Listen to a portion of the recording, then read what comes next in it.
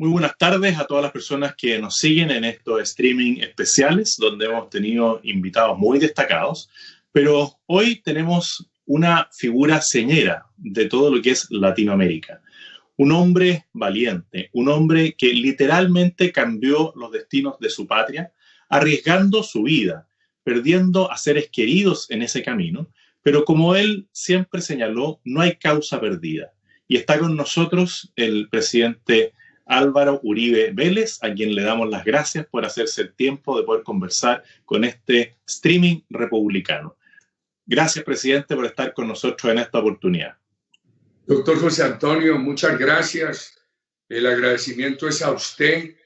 Mi saludo a todo su equipo de colaboradores y mi saludo a todas las personas que siguen estas transmisiones en Chile con solidaridad en este momento difícil que viven nuestros países.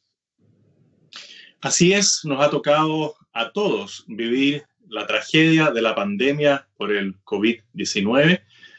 Ningún país ha estado exento de esta tragedia y sí nos inspira la frase que usted señala en este libro, que es casi autobiográfico, que dice: no hay causa perdida.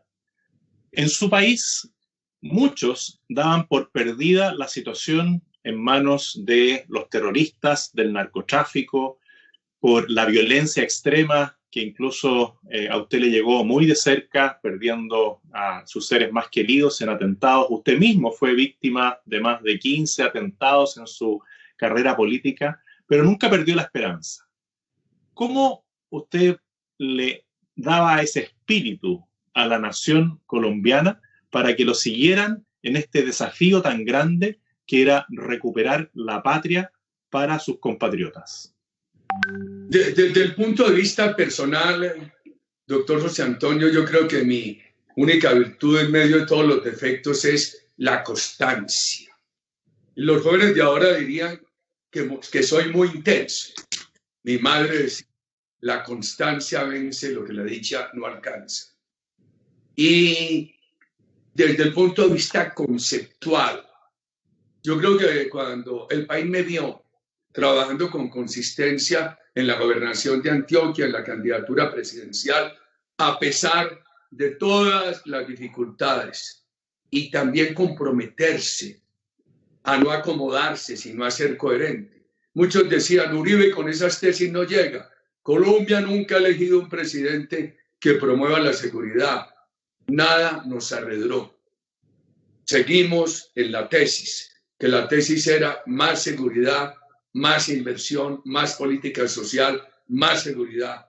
Pasar del círculo vicioso de la violencia, la falta de inversión, la agudización de la pobreza, al círculo virtuoso de la seguridad, la inversión, la política social, y ser capaz de enfrentar las olas contrarias, de enfrentarse a la borrasca del río, navegar bracear en sentido contrario.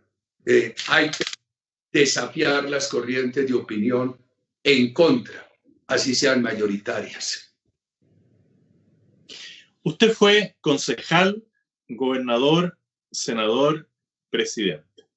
Esta fuerza que usted plantea viene tanto de sus padres como de su familia. Su esposa, he visto que es una mujer valiente, abnegada, jugada por causas también, y que lo ha acompañado en todo este periodo que no ha sido fácil.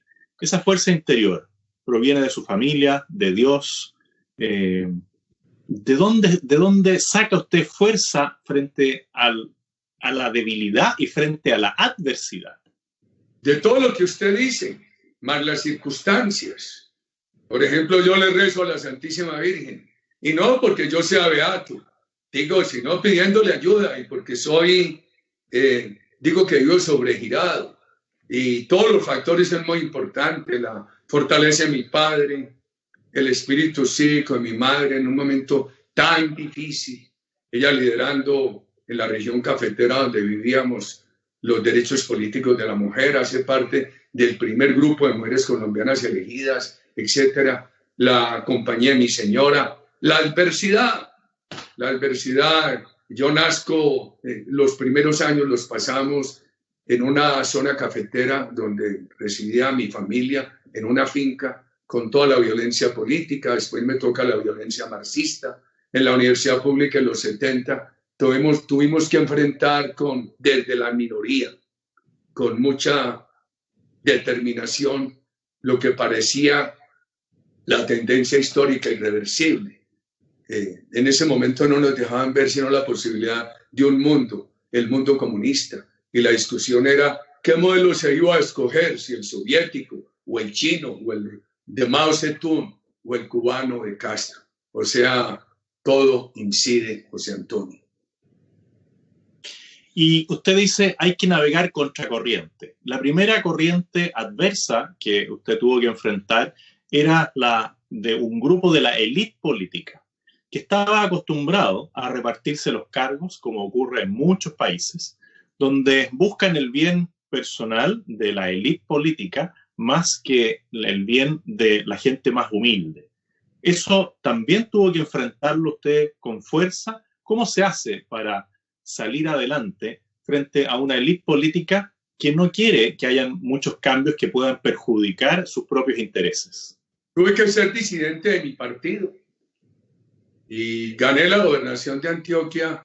Yo me presenté a una consulta interna del Partido Liberal y no la suprimieron, porque yo la podría ganar. Entonces tuve que ir a la gobernación de Antioquia con un Partido Liberal muy dividido. Logramos ganarla por pocos votos. Tuve que presentarme a la presidencia de la República por firmas, pero siempre para adelante. Tuve que ser disidente, José Antonio. Correr el riesgo de la disidencia. Me guiaba mucho lo que decía Churchill. En la democracia, lo único que se pierde es lo que no se arriesga por las convicciones. Algún día me dijeron, mire, no aspire al Senado. Es muy difícil que usted salga senador, váyase para la Cámara Baja. Dije, no, es que aquí es un riesgo muy grande aspirar al Senado. Dije, no importa, hay que asumir ese riesgo. Aquí no se puede dar la señal de que lo que queremos es una curul. Aquí hay algo por encima de la aspiración al Congreso, que es una convicción de modelo de patria. Hay una frase que usted señala que uno tiene que buscar la credibilidad, no los aplausos. Y usted enfrentó, o más bien propuso, un estilo de gobierno en base a la democracia participativa y generaba muchas reuniones que denominaba consejos populares. ¿Esa fue parte de su manera de ver y de enfrentar la política? Cuando estaba muy joven, asistíamos a eventos políticos y los dirigentes mayores de esa época referían discursos interminables y se volvían muy impacientes. Cuando me tocaba el turno mío, yo abría un diálogo con la comunidad. Hice la candidatura a la gobernación de Antioquia de esa manera, ejercí la gobernación de esa manera, así hice con talleres democráticos, construí el programa La Presidencia, así ejercí la presidencia. Yo creo mucho en que hay que alternar y llevar de la mano la democracia representativa y la participativa. La elección a la representación no basta. Con la participación hay que legitimarla, renovarla todos los días. Y la participación sin representación se anarquiza, a ninguna parte llega. Yo creo que los padres de los Estados Unidos, Jefferson hablaba permanentemente de la representación y Madison de la participación. Yo creo que en nuestra época, sobre todo con estas herramientas de la ciencia que nos permiten a usted y a mí comunicarnos hoy de Santiago de Chile a Medellín en tiempo real, estamos más obligados a la democracia participativa.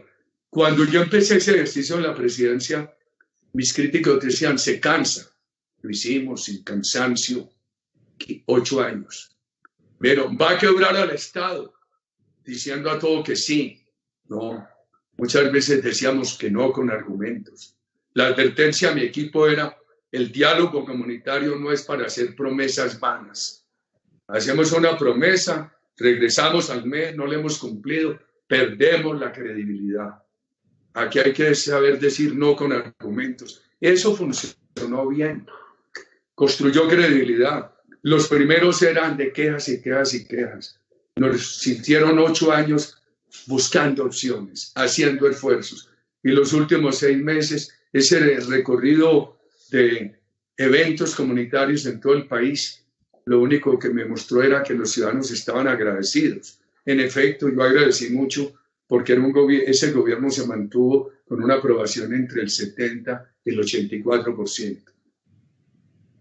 Y estos consejos ciudadanos podían ser de 100, 200, 500 personas. ¿Y qué duración tenía un consejo ciudadano? ¿Cómo en la práctica usted realizaba una acción como esa de manera permanente en el tiempo? En la gobernación de Antioquia trabajábamos de 8 de la mañana a 4:30, 5 de la tarde. Tenía que regresar a la ciudad Medellín, capital del departamento de Antioquia, antes de que anocheciera. En un helicóptero había mucha violencia. En la campaña de la presidencia también terminábamos tan temprano. Hice unos 80 talleres democráticos. Me apoyaba un profesor de la Universidad de los Andes. Trabajábamos el esquema de planeación estratégica. Trabajábamos también el calendario azteca. Y era muy organizado. Inclusive yo diría que era un tumulto organizado, porque yo entregaba al ingresar unas tarjetas de diferentes colores. Entonces decía, bueno, pone un calendario azteca. Y ahí le ponía, ¿cómo se imagina Colombia para el año 2006, 2010? Para hacer eso, ¿qué acciones se requieren? ¿Qué actores deben participar y de qué debe hacer cada actor? Entonces entregaba la tarjeta roja. ¿Cómo se imagina Colombia? Entonces el uno empezaba a echar un discurso, el otro no. 10 minutos, en silencio, todos escribiendo. Eso chocaba mucho. Imagínese usted una política enseñada al discurso, ponerse a escribir. Entonces, daba la palabra y alguien no leía la tarjetica, sino que empezaba a decir un discurso. Yo le advertía, tienes que leer lo que escribiste. Y así se iba tabulando, y eso ayudó mucho a hacer el programa de gobierno. En la presidencia de la República, muchas veces me tomaron las 10 de la noche. Los integrantes del gabinete decían que allí, donde el aeropuerto era nocturno, era muy fatigoso porque salíamos muy tarde. Yo escuchaba hasta el último ciudadano. Había una oficina en la presidencia que hacía seguimiento y había un permanente reporte de José Antonio. Ahora estamos en el partido en una actividad muy intensa que se llama Correo Social, a través de las redes reuniéndonos con un sector de la población, con el otro, y buscando, ayudando a buscar soluciones, a comunicar con el gobierno, etc. Estas redes nos han ayudado mucho ahora para que desde la cuarentena, desde el sitio de encierro, desde las casas, podamos estar en contacto con amplios sectores de colombianos. Usted hablaba de seguridad, inversión, políticas sociales, democracia participativa, pero también una característica de su gobierno, y que al menos yo he planteado en la política nacional, es que uno tiene que trabajar por un gobierno austero. ¿Cuál es el concepto de gobierno austero que usted llevó a la práctica durante su gobierno? Bueno, yo procuré tener austeridad con los gastos en la Casa de Nariño, en las residencias presidenciales, en los viajes. Austeridad, dar ejemplo en esa materia. Enseguida eliminé 370, 400 entidades innecesarias del Estado. En la gobernación de Antioquia yo pasé de 17.000 empleados a 5.000, pero crecí mucho en la educación y la salud. Eso todo lo dirigía un concepto que escribimos en la época, del Estado burocrático al Estado comunitario. Yo creo hoy que eso sigue siendo vigente. Cuando leo a Piketty, a Krugman, a Stiglitz. Yo veo que hay mucho interés en altos impuestos y alto gasto público. Yo he dicho menos impuestos, mejor remuneración. Juntemos al empresario al trabajador en una dupleta fraterna, que ellos asignan mejor los recursos que el Estado. Por supuesto, cuando nosotros hablamos menos burocracia, también decimos menos burocracia, más salud. Estado austero, mejor política social. Y eso lo hemos venido defendiendo. Los estados gigantes en lo burocrático son destructores de recursos, anulan la creatividad que surge de la inversión privada. Una anécdota que le escuché en alguna ocasión señalaba que había sido usted convocado a una organización, a un encuentro internacional, y que llegado al hotel le habían ofrecido la suite presidencial.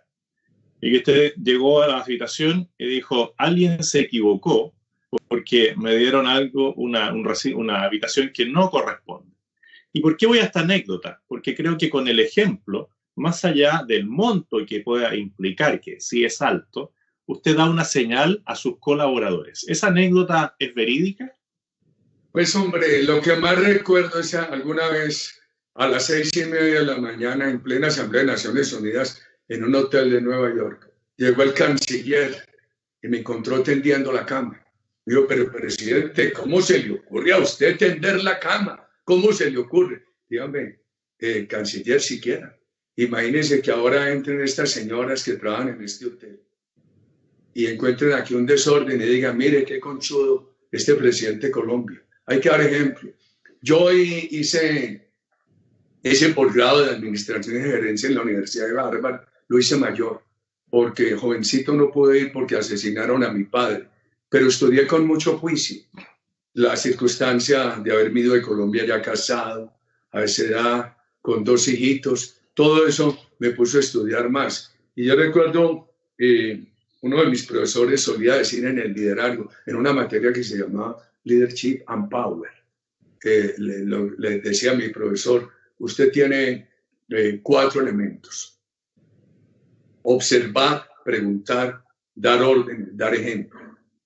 Y hicimos un estudio muy profundo de cómo hay que cumplir con cada uno de ellos.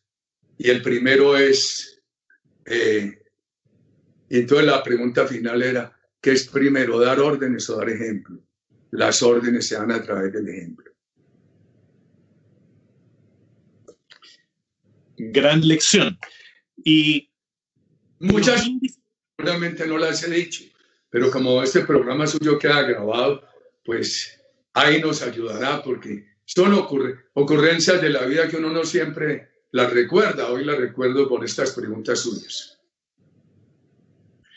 Y los índices en su patria, después de que usted asume como presidente, son impresionantes, porque de 2.200 secuestros bajó a 200, de 30.000 asesinatos al año a 15.000, de una inflación del 7% al 2%, de un desempleo del 16% a menos del 10%, de una inversión extranjera de 2.000 millones de dólares a 7.000, y plantaciones de cocaína por más de 200.000 hectáreas a cerca de 50.000, 60.000 hectáreas.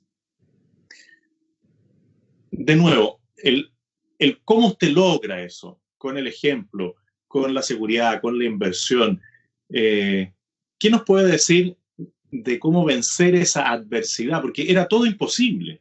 Y usted con esa convicción que nos dice, que le planteaba a su madre, la constancia vence lo que la dicha no alcanza. ¿Cómo le transmite en el día a día, junto con el ejemplo que usted nos da, a sus colaboradores de que es posible una Colombia con esperanza, una Colombia que resurge de la destrucción permanente?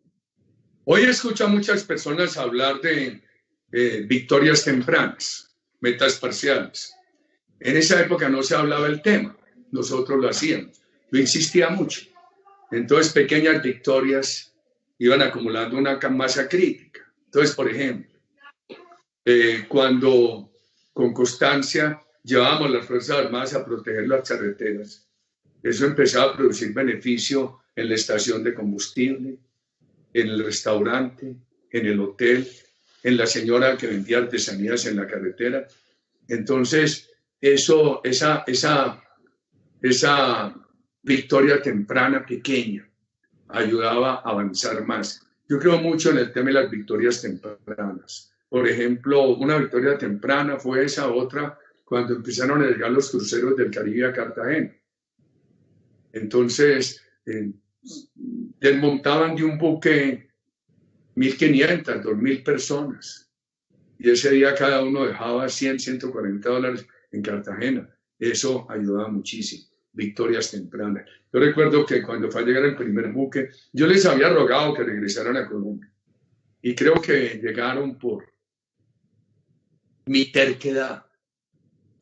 Me imagino que dijeron, quitémonos de encima ese presidente, vamos. Yo les dije que nosotros tendríamos un cordón de seguridad en Cartagena y que yo estaría al frente de eso. En efecto, esperamos el buque. Yo me fui al puerto de Cartagena con el ministro, con la persona que estaba a cargo del turismo, Luis Guillermo Plata, y le dije, escribamos en esta columna que la van a ver todos los pasajeros al caminar por este pasillo de desembarque nuestros teléfonos. Y él me dijo, ¿cómo no? Y hay que hacerlo. Él pensó que nos iban a saturar de llamadas, ¿no? Tal vez me llamaron una o dos señoras alemanas, me hablaron en inglés y se quejaron porque unas compatriotas mías nativas de Cartagena les habían cobrado $50 por hacerle unas trenzas en el pelo. Y le dije, ay señora, perdone, pero imagínese usted las dificultades que han vivido estas compatriotas mías, pero ¿le gustó Cartagena, señora? Sí, mucho. ¿Va a volver? Sí, sí. Y también usted implementó la descentralización, que debe ser complejo en un país que tiene una superficie, una geografía compleja. ¿Cómo fue instalando la descentralización a lo largo de Colombia? A ver, no. Eso tiene unos antecedentes. Este país tuvo una gran lucha histórica entre el Estado descentralizado o el central. En 1968, el presidente Carlos Lleras creó el cipado fiscal, unas rentas para las entidades territoriales. La Constitución del 91 avanzó. Yo respeté todo eso. Lo que hice fue complementar la descentralización con el apoyo a todos los alcaldes y gobernadores de Colombia. Yo creo que eso fue lo importante. Y los apoyé a todos, por respeto a la descentralización, sin detenerme si su origen político era cercano a mí o no era cercano. No me importaba que fuera amigos del gobierno o que su elección hubiera sido originada en la oposición. El terrorismo causó estragos tremendos en Colombia. Usted fue el artífice de un rescate histórico de Ingrid Betancourt. Usted siempre, y además usted vivió el dolor de lo que es sufrir atentados a manos del terrorismo y perder a su padre. ¿Cómo se gesta el combate contra el terrorismo? ¿Cómo se vence al terrorismo que oprime a la ciudadanía? Pues primero se consiguió mucho respaldo político, porque la política de seguridad iba de la mano de la política de inversión y de la política social. Por ejemplo, combatíamos la droga, pero también iba un gran apoyo con familias guardabosques. Yo creo que hay que cuidar la selva y hay que remunerarla. Entonces le decíamos a esos campesinos, no siembren droga, aquí tienen estos cultivos alternativos o cuiden la selva y por eso se les remunera. Entonces, una política exclusivamente de seguridad no tendría apoyo popular. Por eso fue el equilibrio entre seguridad, inversión y política social. Y tengo que reconocer que hubo decisiones del presidente Bush de los Estados Unidos que me ayudaron mucho. Primero, aceptaron por confianza en nuestro gobierno, en mi persona, restablecer la interceptación aérea. La habían suspendido por un accidente de unos misioneros en Perú. Eso me ayudó mucho. Al año de haberla restablecido, ya los radares mostraban que todos los vuelos ilegales se habían ido para Venezuela. Ya no había vuelos ilegales sobre el espacio aéreo colombiano. Y lo otro fue que por confianza en mi gobierno, en mi persona, nos vendieron municiones inteligentes, smart weapons, y los usé bajo mi responsabilidad, sin involucrar para nada a Estados Unidos. Es decir, asumir la responsabilidad con valentía como presidente y decir, bueno, yo me pongo en el primer lugar y las consecuencias las asumo yo, fue fundamental también para enfrentar una situación crítica como era el combate al narcotráfico y al terrorismo. Por supuesto, en el año 2004 hubo una reunión del Foro de Sao Paulo en Caracas. ¿Y qué pasó? Yo supe que habían invitado a la FARC y al ELN. Me dijo el comandante de la policía, le dije, mi general Castro, pero ¿cómo? Si son grupos terroristas, hice una reunión política, me están invitados. Los invitó el presidente Chávez y allá estaba en representación de la FARC Granda, que lo llamaban el canciller de la FARC. Pero yo dije, mi general, captúrenlo. Y me dijo, yo lo hago, pero usted me va a echar, porque aquí en Colombia han utilizado a nosotros los generales como los fusibles que se queman y se cambian. Entonces le dije, general, yo asumo la responsabilidad.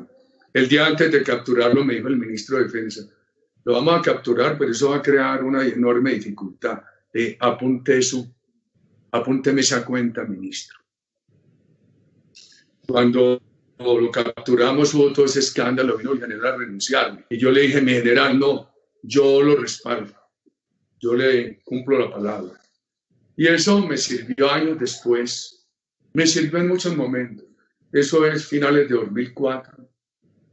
Me sirve mucho en el 2008, cuando hay que hacer el operativo bajo mi responsabilidad contra Raúl Reyes, cabecilla de la FARC, que mantenía el control del secuestro de Ingrid Betancourt en la selva ecuatoriana, la FARC invasora del hermano pueblo ecuatoriano. Entonces se hizo ese operativo bajo mi responsabilidad y lo hicieron porque creían en mí. Al otro día de ese operativo alguien me llamó y me dijo, mire, usted resuelve el problema. Eche al ministro, a fulano de tal, al comandante de la Fuerza Aérea. No, pierdo mi... Me dijo, es que con eso, si usted los echa, se resuelve el problema diplomático. Pierdo la confianza ganada en las Fuerzas Armadas. El único responsable de esto soy yo. Y eso sirvió para que en otro procedimiento muy difícil, también bajo mi responsabilidad, 2 meses después se rescatara a Ingrid Betancourt. La verdad es que yo siempre decía, quien tiene la mayor responsabilidad tiene que asumir los riesgos y las dificultades y delegar los éxitos. Por eso le dije a Santos, que era ministro de Defensa, el día que rescatamos a Ingrid, me dijo, usted va a ir a traerle, no, vaya usted, que la necesitamos para su futuro político. Entonces muchos estudiantes de liderazgo me dicen, ay, pero usted ¿cómo hizo eso? ¿Cómo no salió en la foto con ella? Dije, eso me da la oportunidad de decirles a ustedes, insistirles en algo. Quien tiene la mayor responsabilidad tiene que asumir los riesgos y las dificultades y delegar éxitos. Gran mensaje. Respecto del narcotráfico, el poder económico del narcotráfico es impresionante. Usted enfrentó el narcotráfico, disminuyó la cantidad de plantaciones y el narcotráfico con sus recursos inunda el resto de los países sudamericanos. Hoy día, frente a esta situación, ¿qué le recomendaría a usted a los gobiernos en cuyos territorios cunde el narcotráfico de cómo enfrentar esta verdadera pandemia, este mal social? Mire, ahora está muy de moda producir cannabis medicinal. Si la ciencia lo dice, pues háganlo. Eso nunca se ha prohibido. Desde los primeros tratados internacionales contra la droga, o hablemos de los años 60, siempre se dijo que los países signatarios se comprometían a combatirla, a no permitirla, salvo por razones científicas e investigativas. Pero yo creo que de ahí a a los consumos recreativos no se puede pasar. Una vez entré yo a un auditorio nacional en Chapultepec, en México. Me invitó doña Margarita Zavala, que era la primera dama en México. Una reunión de 6.000 profesores y algunos protestaron por mi llegada. Decían, guerra no, guerra no. Les dije, profesores, paz. Yo les dije eso, miren, esos negocios pierden cualquier respeto a la ley, a la ética o a la moral. Esa política de decir que ellos hagan lo que quieran, que no se metan con nosotros, es una política equivocada. Porque el día que un juez tiene que dictar una sentencia, le dicen al juez, o me recibe este soborno o lo asesino. Y a ustedes les van a llegar en la escuela y les van a decir, o califica de esta manera a mi hijo o lo asesino. Entonces esos negocios no tienen límites.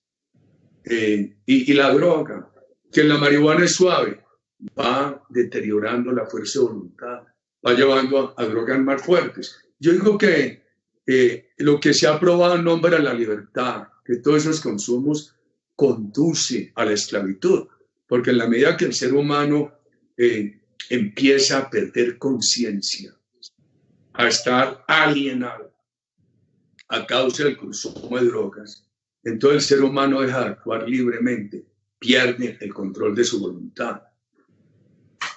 Hoy hablar del narcotráfico tiene más riesgo por el discurso que hay de legalización. Cuando yo lo enfrentaba, el riesgo era que lo asesinaran a uno. Por eso entonces hoy dicen, no, que Uribe toleró tal cosa, que aviones, que una cosa, mentiras. Tomé jovencito las más duras decisiones en la aeronáutica civil en una parte y en la otra. Como gobernador de Antioquia fue el único departamento donde se fumigó la droga, eso fue público. De presidente extradité alrededor de 1.200 personas. Entonces, como no me pueden combatir con tesis frente a los hechos, en enero de este año sacaron que el Chapo Guzmán en 2007, siendo yo presidente, que me había dado $1 millón para sacar una cocaína del aeropuerto El Dorado. Entonces lo combaten a uno con infamias, pero ahí vamos, los hechos nadie me los quita. Voy a hablar de Pablo Escobar, es muy fácil, está muerto. Era muy difícil poner los controles que yo puse en esa época. Eso sí era riesgoso. Esa credibilidad también le terminó dando el éxito en el supuesto plebiscito por la paz, la consulta por la paz, que era una falacia y que usted sorprendió nuevamente al mundo, quizás por esa perseverancia, por esa tradición de cumplir su palabra, y ganó en esa consulta popular. Es producto de ese trabajo de años, de la imagen y del trabajo que usted realizó. ¿Cómo logra ese triunfo que era inesperado para muchos, pero habiéndolo conocido, muchos decíamos, el presidente Uribe va a ganar en esta disputa electoral? Pues sí, imagínese usted que fue un domingo y el lunes antes hicieron una reunión en Cartagena y vino delegado el presidente Obama, del Santo Padre, Unión Europea, presidentes de muchos países, el rey de España, rey emérito, y los que estábamos en la batalla por el no en ese plebiscito, mientras ellos estaban en una gran tribuna en Cartagena, engañando al mundo, nosotros estábamos con unos megáfonos en las calles de Cartagena. Santos dijo en el Parlamento británico que había perdido el plebiscito porque nosotros habíamos dicho mentiras. ¿Cómo le parece? Él dijo que eran mentiras, que lo que nosotros decíamos, que no habría cárcel, que si iban a la cárcel. Ninguno fue a la cárcel. Dijo que no habría elegibilidad de autores de delitos atroces. La permitieron. Que el narcotráfico se sancionaría. Para la FARC lo volvieron delito político sin sanciones. Imagínese usted. Pero más grave aún, José Antonio, cuando ganamos el plebiscito pensando en Colombia, Ellos habían dicho que si perdían el plebiscito quedaba muerto el acuerdo de paz. Nosotros dijimos, cuando ganamos con el no, buscar un acuerdo nacional, nos quedaron mal. ¿Y sabe qué consiguieron? Una proposición en el Congreso para decir que aprobaban el acuerdo con FARC. Imagínese usted, José Antonio, qué estafa a la democracia. Bueno, pero ahí seguimos.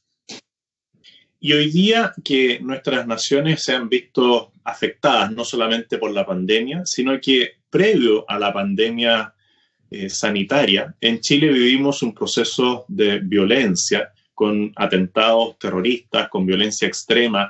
Algo también afectó a Colombia, estos grupos radicalizados que no creen en la democracia, y hoy día vemos cómo también se han desplegado en Estados Unidos. Esto tiene parte su origen en las políticas que trata de impulsar Maduro, Castro, el Foro Sao Paulo, el Grupo de Puebla. ¿Cómo ve usted la situación actual de estos grupos ideologizados y radicalizados? Tiene todo. Por supuesto que hay teorías políticas. Por supuesto que hay el comunista más inteligente de todos fue Castro. Fue Castro que le dijo a Chávez, la vía armada está votada, gane las elecciones.